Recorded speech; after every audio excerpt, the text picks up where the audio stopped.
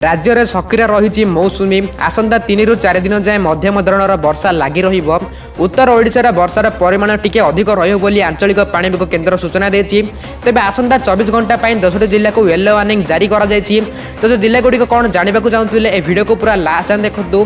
तासो video को गोटे like करंतु आ चैनल रे नुवा थिले एभे चैनल को सब्सक्राइब करी बेल आइकन को प्रेस करंतु एवं आपण मानकर केउ जिल्ला कमेंट करी जणांतु।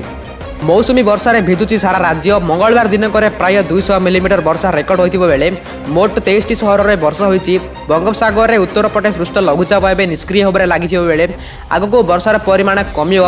लघुचाप सकाशे ओडिशा मौसुमी सक्रिय होगा सह लगाण वर्षा जारी रही। वर्तमान सारा राज्य में मौसुमी बादल छाई रही बेले प्राय सबु जिले में स्वल्पर मध्यम धरणर वर्षा होगी। आगक यह वर्षा जारी रहिबो। प्राय सप्ताह जाए राज्यर विभिन्न जिला को वर्षा संभावना जारी रही बोली भुवनेश्वर आंचलिक पाणीपाग केन्द्र पक्षर प्रकाश पाई। तेबे आसंता सप्ताह जाक पाग मेघुआ रहिबा सह आकाश में कला बादल देखा मिलिबो।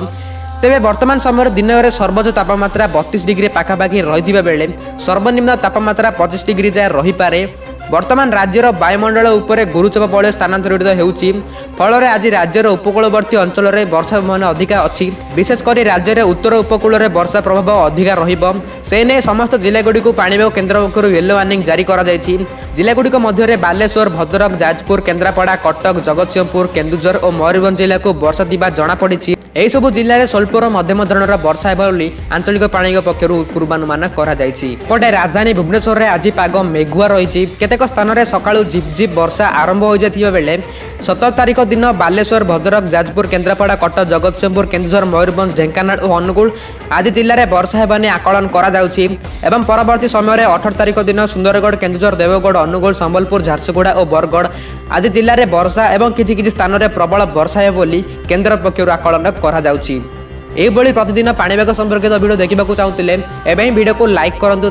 आपण चैनल रे नुआ थिले चैनल को एवं सब्सक्राइब करी बेल आइकन को प्रेस कर जहाँ फल प्रति वीडियो नोटिफिकेशन आपण माने पाई परिबे।